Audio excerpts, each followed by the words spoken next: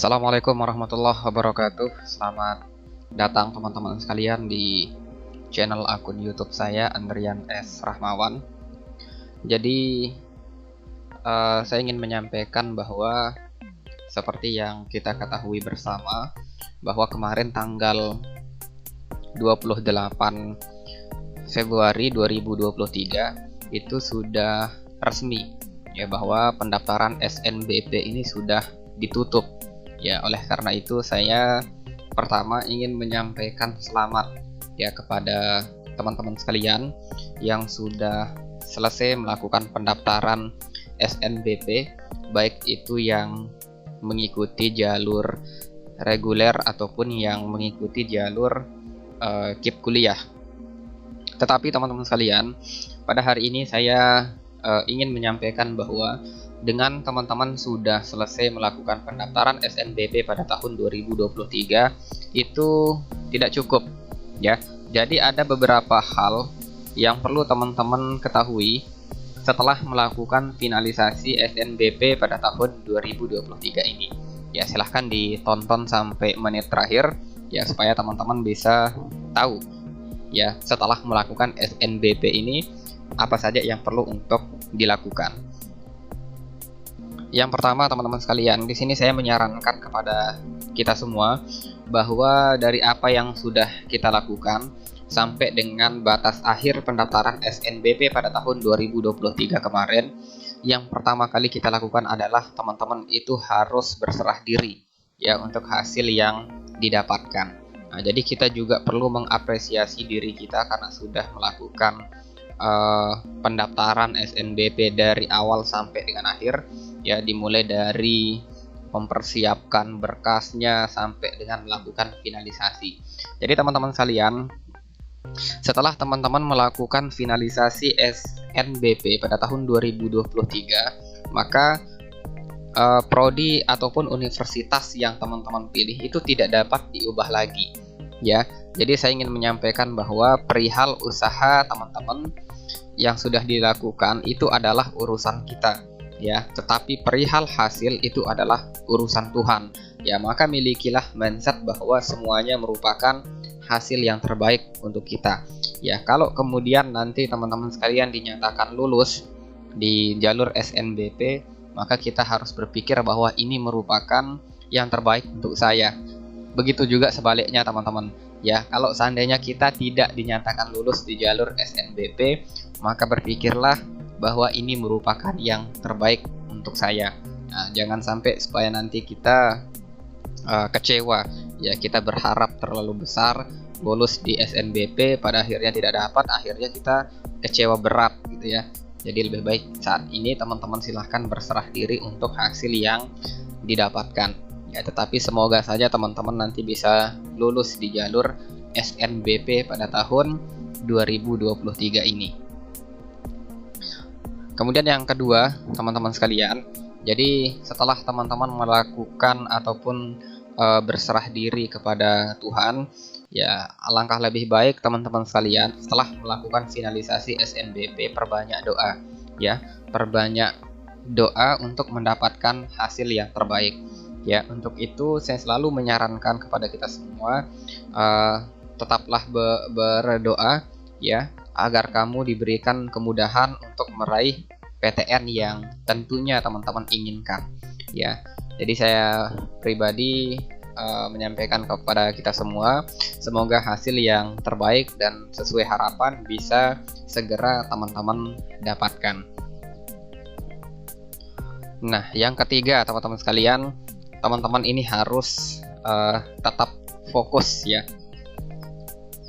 Jadi mengikuti SNBP pada tahun 2023 ini ya, sekali lagi saya sampaikan seperti yang saya sampaikan di awal tadi bahwa terkait dengan usaha teman-teman sekalian, mendaftar SNBP itu sudah berakhir sampai dengan tanggal 28 Februari kemarin, dan juga pengumumannya itu pun ini masih belum pasti gitu ya.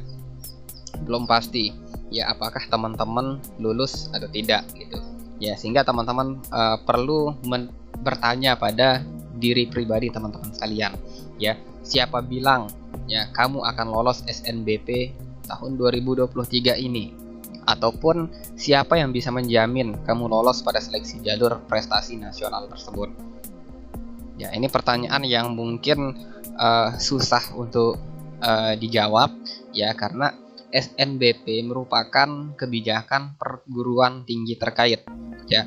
Meskipun teman-teman sekalian ini sudah banyak membaca dari sekian banyak literatur ya, ataupun mendengar di YouTube atau baca di Google misalnya, sudah mendapatkan banyak tips dan trik bagaimana lolos SNBP, belum tentu cocok dengan apa yang terjadi pada diri kita ya. Jadi meskipun sekarang kita berharap lulus di jalur SNBP, tetapi teman-teman sekalian bisa jadi kita tidak lolos ya di jalur SNBP.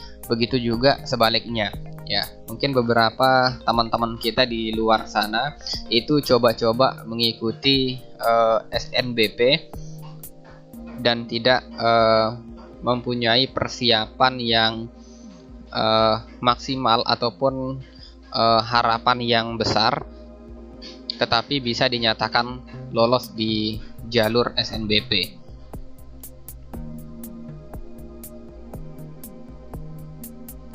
Nah, kemudian yang keempat teman-teman sekalian, jadi saya menyarankan kepada kita semua, karena sudah melakukan finalisasi SNBP, untuk saat ini silahkan untuk belajar terkait dengan persiapan UTBK atau SNBT ya, berbasis tes pada tahun 2023. Jadi teman-teman kalau ditelusuri bahwa jalur SNBT ini sudah memiliki pola ya, dengan kata lain ini terdapat bobot nilai sesuai dengan kualifikasi prodi yang teman-teman ingin tuju ya. Untuk itu teman-teman perlu mempersiapkannya dengan matang ya. Jadi untuk saat ini mulailah belajar UTBK setelah finalisasi SNBP, dan tentunya ketahui strategi-strategi menjawab soal SNBT beserta trik cepatnya ya.